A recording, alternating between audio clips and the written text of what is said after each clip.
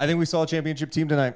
The Denver Nuggets take a 3-0 series lead on the LA Lakers headed into game 4 coming up on Monday night. And Morgan, down the stretch of this game, this was one of those games where you learn about a team. Murray got hot in the first half. Then they were all over him to start that third quarter. Yeah. Jokic got off to a really slow start. Through 3 quarters, he had 9 points. He was in foul trouble. AD's got it going. LeBron started knocking down a couple of threes, but the Nuggets come out on top. They come out on top and they finish just so strong.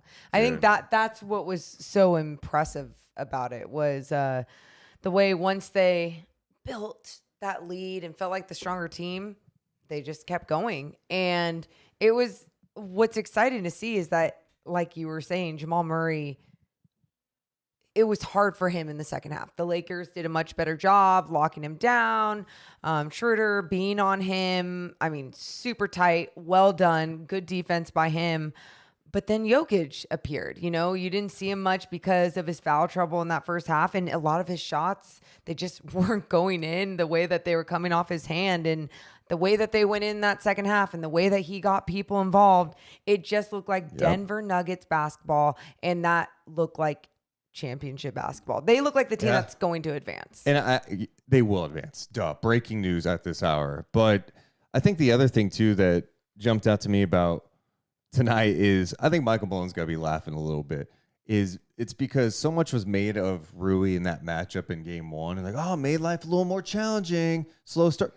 Jokic had 15 points in that fourth quarter. He had 9 headed into it. And he didn't care. He's like, yeah, give me the ball. Let's clear out. Give me the ball. Rui's on me. I don't care.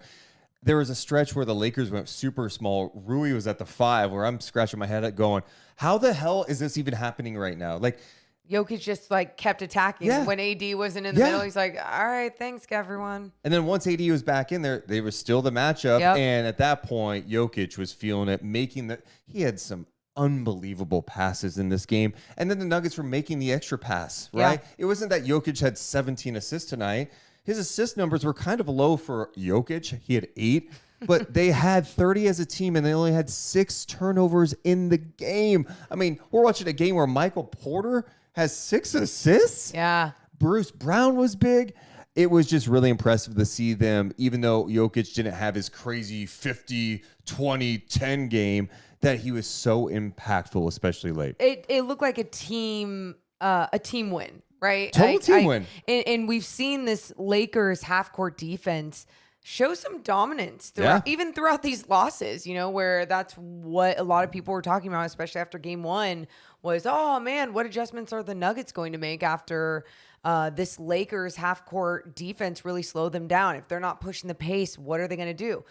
They showed that they could do it all. It didn't matter who it was either, which was the exciting part. If you're the Denver Nuggets, Jamal Murray in that first half just dominated from the inside all the way to the outside. And then Jokic, like we said later on, but then Michael Porter Jr., huge game for him, 14 points, 6 assists, like you mentioned, but the 10 that was big. Rebounds, flying in there, grabbing those boards. I mean, getting those second chance opportunities, huge from him.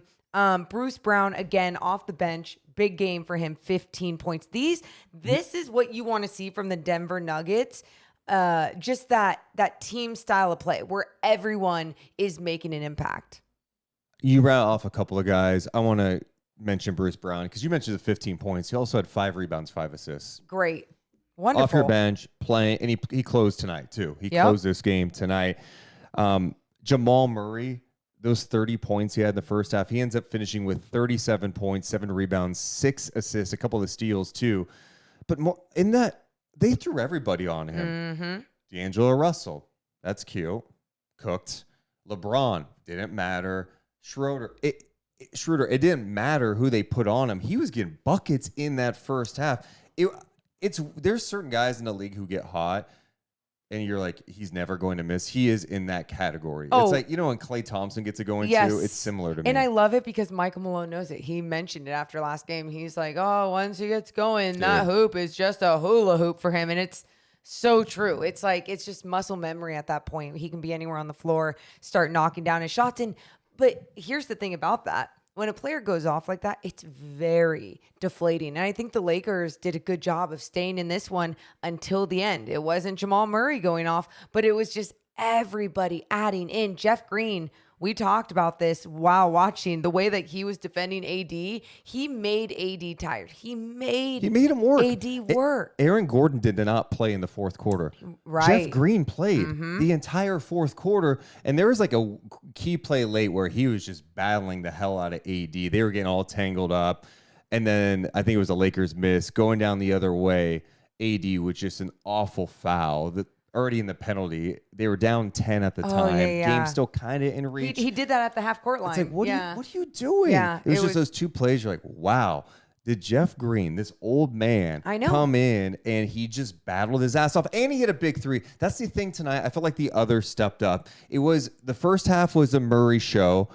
The third quarter, Murray didn't make a shot. Jokic plays only 4 minutes, and it was KCP with 12 points. Yeah. He kept them afloat too. So the team shot 50% from the field, and then it was 17 of 41 from three too. So it just felt like they were moving the ball so well tonight. They were passing up good shots for great shots. It was a picture perfect night for them moving the ball, and it was fun to see. Now going to the Lakers side, if you see everything that they did from the starting lineup, keeping Vanderbilt in there, Darvin Ham, he looks like the less experienced coach right now. Although he has AD and LeBron James chose to settle a lot in this game. And then he knocked down those back-to-back threes, and you're like, okay, maybe he can get his team back into it. But it was the shot selection. When you kind of set the tone with that, the team is going to follow. And I felt like the Lakers kind of followed that tone of, okay, we all don't have to be aggressive. But like we said, Vanderbilt in that starting lineup, I really think that was something that needed to be switched.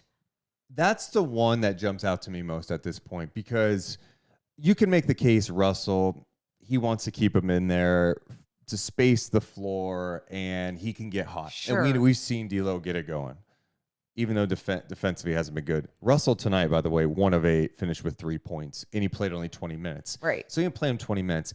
Vanderbilt, you're only playing 13 minutes.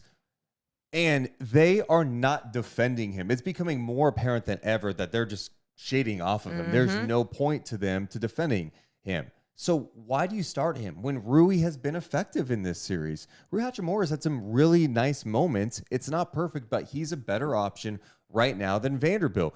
And I guess you can keep rolling with Russell, and maybe he gets hot in game 4 and keeps you alive, but I think Schroeder has been very impactful just with his aggressive defense out there. Absolutely. At least trying to make life a little more challenging. But I was just surprised that we didn't see a starting lineup change for them. And now they're down 3-0. And they're in desperate mode. Okay. I mean, weren't they already? This was their night to win this game. This was the game for them to win when Jokic is in foul trouble, and they could not do it. And they'll be kicking themselves for this one. And hey, good luck trying to get back into it. Maybe they win and force a game 5, but I just think the Nuggets are beyond locked in right now, and I'm happy for them. This group's been together for a minute, and then they add a couple of key pieces of KCP and Bruce Brown, and you could start seeing it really come together. Yeah, no. I'm absolutely happy for them. I'd rather see. Obviously, this is such a cliche thing to say. I'd rather see the better team in the finals. But when I say that, I think a lot of people would rather see the star players in the finals, and they think of AD and LeBron. And there's going to be so many people dramatic about this series for AD and LeBron, even like, oh, is he washed? It's his 20th season. Now he looks old, all these things. You guys, he's still playing at a high level. 23 points, 7 rebounds, 12 assists. Yeah. It's not like he just looks old as shit out there. It's just look at the roster. Look at everything. Do you hear Morgan's talking right now? She's talking like we're doing a season review on the Lakers right now. I just think it's over. everyone got way too excited. And they beat the defending champs, and that's what did it for sure. Though, I thought at times, even when they made all their adjustments at the trade deadline, everyone's talking about Rob Pelinka and, could he be GM of the year because of all these adjustments? They definitely helped and worked, that's what got them there. Took a leap in their defense. You saw what it could do, but you could still feel like there was something missing with them. It didn't feel like a championship team. Like when you watch the Denver Nuggets time, you're like, oh, that's a team that should be in the finals. Exactly. And LeBron's not healthy. You see it there. AD not as effective down the stretch of this game either, as we mentioned. And I think they have some things to be excited about, but even Rui. Well, Austin Reeves is another guy like he kept them in it tonight playing aggressive. In fact, I think he should have had the ball more. Yeah. And I know it's crazy when you have LeBron and AD out there, but he gets to the free throw line. He gets calls. He's been knocking down shots. And it's crazy he only gets 10 shots tonight. So 6 for 6 at the free throw line, 7 rebounds, 5 assists. Dude. I mean, like you look down, he just does it all. And and it's fun watching him play. We can all agree with that. I think when you just look at some of these guys on the Lakers, you're going like Vanderbilt, for example, like does he just need to be in a different role? Does he need to be a role player, like a high level role player on this roster when LeBron James is still playing? I think that's just the thing when you go down the list. But at the same time, they did a great, I'm acting like they lost. They did a great job in this Western Conference. In this postseason. God, that's so bad. I shouldn't talk like that, but it feels that way, right? It definitely does. Yeah. Even though we do have game 4 Monday night. By the way, if you like this, make sure to hit the thumbs up button. Make sure you're subscribed. We're doing content every single day on this channel. Appreciate you guys. Why'd I squeak like that?